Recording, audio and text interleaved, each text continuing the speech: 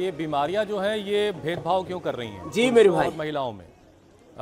इसकी वजह है, डेटा जो बता रहा है वो ऐसा बता रहा है कि महिलाओं में कुछ चीज़ें परेशानियां ज़्यादा होती हैं। महिलाओं को सबसे ज़्यादा ऑटो इम्यून डिजीज़ परेशान करती है स्वामी जी, और 80 से ज़्यादा ऑटो इम्यून डिजीज़ में से 75% जो बीमारियां हैं वो महिलाओं में ही होती हैं।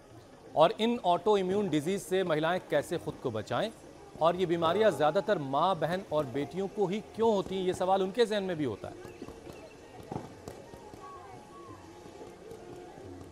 तो एक तो इम्यूनिटी काफ़ी महिलाओं की कम होती है, लेकिन ये इनको नहीं होती है ना। जैसे मैं बता रहा था, अब आप यहाँ देख रहे हो इन बेटियों को, छोटे छोटे बच्चों को, बेटियों को हम प्रारंभ में ही योग में ढाल देते हैं, फिर कहाँ उनको ऑटोइम्यून डिजीज, ये तो ऑटो पायलट मोड पर है और इतनी मजबूत है, और उठा उठा के पटक पटक के इन्होंने तो एक दूसरे के ऊपर जो है वार प्रहार का घमासान मचा रखा। ओहो, ए बेटियों, बस बस बस, बैठ जाओ बैठ जाओ।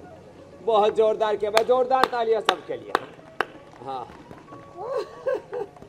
चलो अब वो करो, ये मेरे साथ साथ ये करो, ये दो अभ्यास। एक तो ये मिश्रदंड, चलो करो सब बेटियां करो।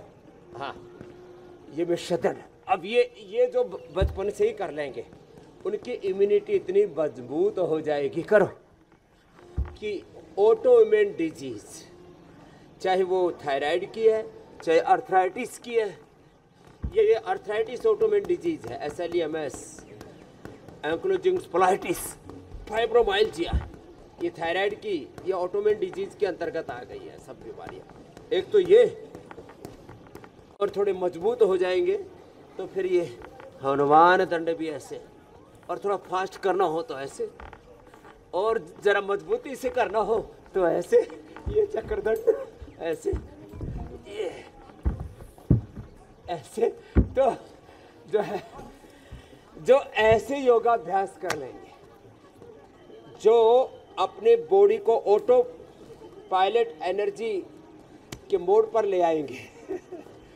तो फिर उनको कोई रोग नहीं हो सकते।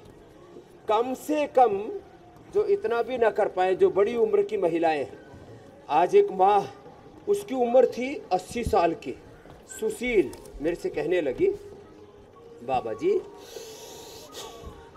मुझे डॉक्टर ने बता दिया था आज से लगभग 20 साल पहले कि तुम्हारे हार्ट का ऑपरेशन करना पड़ेगा, बाईपास एंजियोप्लास्टी करनी पड़ेगी। मैंने तो योग अपना लिया, 20 साल से एकदम फिट हो, प्राणायाम किया, भस्त्रिका, कपालभाति और अनुलोम विलोम। तो ये 50 वर्षों का मेरा अनुभव है, चाहे वो ऑटोइम्यून डिजीज हो, चाहे कम्युनिकेबल डिजीज हो, bacterial viral fungal disease, non communicable disease हो, बीपी, शुगर, मोटापा आदि सब रोग, चाहे तन के हो चाहे मन के हो, जीवन के सब दोष क्लेश, वो योग से मिट जाएंगे। रोग सारे मिट जाएंगे, क्लेश सारे कट जाएंगे, दोष सारे छट जाएंगे, और जीवन उत्सव बन जाएगा। जैसे देवी सूक्तम आप सुन रहे थे हमारी श्रद्धामयी बेटियों से, हाँ ऐसे संगीतमय बनेगा जीवन, योगमय हो जाए जीवन, योग युक्त जीवन होगा तो रोग मुक्त होगा, दोष मुक्त होगा। तो इतना तो मिनिमम सबको करना है। अब महिलाओं में जो इनफर्टिलिटी है, थायराइड है, महिलाओं को बहुत ज्यादा हेयर फॉल की प्रॉब्लम होती है, स्वामी जी एक एक करके स्किन आएंगे ना उस डिसऑर्डर्स पे। भी। ऐसे तो माँ बहन बेटियों को नैसर्गिक सौंदर्य, जी मेरे भाई। स्वामी जी, लेकिन जो आपने टाइम मैनेजमेंट बताया उससे मुझे ख्याल आया कि मैंने जब अपने इलेक्शन टूर के दौरान आपको अलग अलग शहरों से बहुत सारे लोगों से आपकी मुलाकात करवा रहा था। पूर्णिया में मेरी मुलाकात हुई थी शबाब खान साहब के परिवार से, तो उनकी पत्नी ने वही बात कही जो आपने रास्ता बताया कि महिलाओं को इस बात की कोशिश करनी चाहिए कि वो सुबह जो है वक्त निकाल लें थोड़ा सा अपने लिए, और थोड़ा सा अर्ली उठ जाएं, और घर के कामकाज में लगने से पहले अपने लिए वक्त निकालें और ख़ुद कुछ अभ्यास को अपनी ज़िंदगी में शामिल करें ताकि वो सेहतमंद रह सकें, जैसा कि स्वामी जी बता रहे हैं, क्योंकि टाइम मैनेजमेंट के बगैर तो भाई बहुत मुश्किल होगी।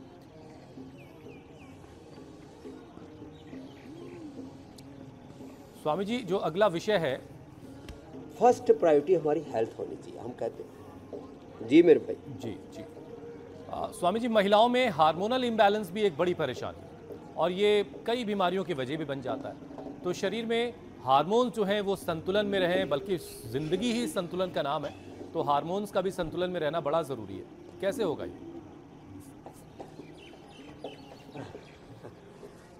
ये ऐसे होगा, एक तो अनुलोम विलोम करें, जैसे हमारी बेटियां कर रही है, यहाँ सीढ़ियों पर सोपान चढ़ते जा रहे हैं जीवन के, योग के, अध्यात्म के, धर्म के, सत्य के, सफलता के, विजय के। और आप शीर्षासन करो बेटियों। इन्होंने तो एक पैर उठा करके सिर पे रखा हुआ है, मैंने सोचा कहीं पैर चिपक तो नहीं गया गर्दन के पीछे, हटाओ आप इसको। शीर्षासन करो बेटियों आप। हाँ। तो एक तो शीर्षासन करना है। स्वामी जी, शीर्षासन जो है, शीर्ष पर शीर्षासन हो तो और अच्छा लगता है। ये जन्नत की सीढ़ियाँ सच में, हाँ, स्वर्ग की सीढ़ियाँ। ये योग के सोपान हैं। यम नियम आसन प्राणायाम प्रत्याहार धारणा ध्यान समाधि की, ज्ञान योग की, भक्ति योग की, कर्म योग की, विभूति योग की, ये आत्म संयम योग की, विश्व रूप दर्शन योग की, मोक्ष संन्यास योग की सीढ़ियाँ, हठ योग की। और ये योग के सोपान चढ़ते चढ़ते हार्मोनल इम्बैलेंस के लिए एक तो शशकासन, देखो आगे झुकते हैं ना, तो एक तो पैर पास में रहे और ऐसे झुके, ऐसे। एक तो ये शशकासन, शीर्षासन तो हार्मोनल इम्बैलेंस के लिए, और सर्वांगासन तो है ही। एक है पैर खोल के ऐसे, ये भी बहुत जरूरी है। और फिर एक पीछे झुक गए, फॉरवर्ड और बैकवर्ड बेंडिंग, ये हार्मोनल इम्बैलेंस के लिए बहुत जरूरी है। और शीर्षासन और सर्वांगासन जहाँ से हमने शुरुआत की थी, ये तो बहुत ही जरूरी है, बिना ही हाथ लगाए हो जाता है बच्चों से। तो शेष को हाथ लगा के भी करना पड़े तो कर लिया कर। 2 मिनट अवश्य करें, विशेष परिस्थितियों में 5 मिनट भी करना होता है। और ये हमारे छोटे छोटे बच्चे तो बड़ी मजबूती से इस पे चढ़ जाते हैं और चढ़ कर के बड़े स्वामी जी ऐसा संतुलन बनाते रहे, रामा रामा। एक बार जोरदार अभिनंदन है भाई, ऊपर कर रहा है वृश्चिकासन, क्या बात है।